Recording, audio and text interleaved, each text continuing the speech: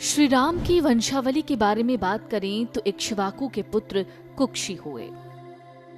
कुक्षी के पुत्र विकुक्षी, विकुक्षी के पुत्र बाण, बाण के पुत्र अनरण्य, अनरण्य से पृथु, पृथु से त्रिशंकु, त्रिशंकु के पुत्र धुंधुमार, धुंधुमार के पुत्र युवनाश्व, युवनाश्व के पुत्र मानधाता, मानधाता से सुसंधि, सुसंधि के दो पुत्र हुए जिसमें ध्रुव संधि प्रसेनजीत, ध्रुव संधि के पुत्र भरत हुए, भरत के पुत्र असित, असित के पुत्र सगर, सगर के पुत्र का नाम अस्मग्य, अस्मग्य के पुत्र अंशुमान, अंशुमान के पुत्र दिलीप, दिलीप के पुत्र भगीरथ, भगीरथ के पुत्र ककुत्स्थ, ककुत्स्थ के पुत्र रघु।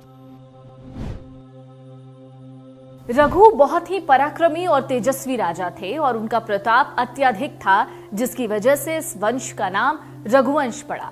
अब रघु के बाद की वंशावली दिखाते हैं, जिसकी वजह से हम रघुकुल कहते हैं। रघु के पुत्र प्रविध, प्रविध के पुत्र शंखण, शंखण के पुत्र सुदर्शन, सुदर्शन के पुत्र अग्निवर्ण, अग्निवर्ण के पुत्र शीघ्रग, शीघ्रग्र के पुत्र मरु, मरु के पुत्र पशुश्रुक, पशुश्रुक के पुत्र अम्बरीश, अम्बरीश के पुत्र नहुष, नहुष के पुत्र ययाति, ययाति के पुत्र हुए नाभाग, नाभाग के पुत्र का नाम था अज, अज के पुत्र हुए राजा दशरथ, और राजा दशरथ के 4 पुत्र थे जिनमें श्री रामचंद्र, भरत, लक्ष्मण और शत्रुघ्न।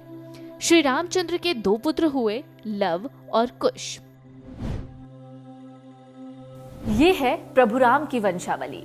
पराक्रमी, मर्यादा, धैर्य और त्याग के सर्वश्रेष्ठ उदाहरण राम के वंश का इतिहास। अगर आपको ये खबर अच्छी लगी तो आप कमेंट कीजिए, शेयर कीजिए, सब्सक्राइब कीजिए। इसके साथ ही अगर आपको राम की वंशावली के बारे में पूरी जानकारी चाहिए, अगर आप ये जानना चाहते हैं कि वाल्मीकि ने क्या लिखा है, तो आप अमर उजाला के विशेष पेज पर जाकर इस पूरी खबर को पढ़ सकते हैं।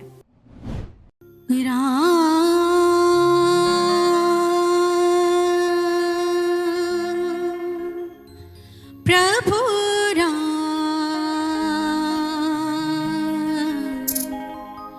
मेरे राम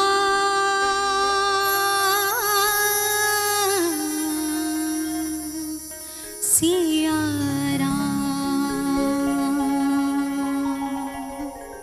अगर आप ये वीडियो YouTube पर देख रहे हैं तो हमारे चैनल को सब्सक्राइब करें और बेल आइकन को दबाना ना भूलें। अगर आप Facebook पर ये वीडियो देख रहे हैं तो हमारे पेज को लाइक करें।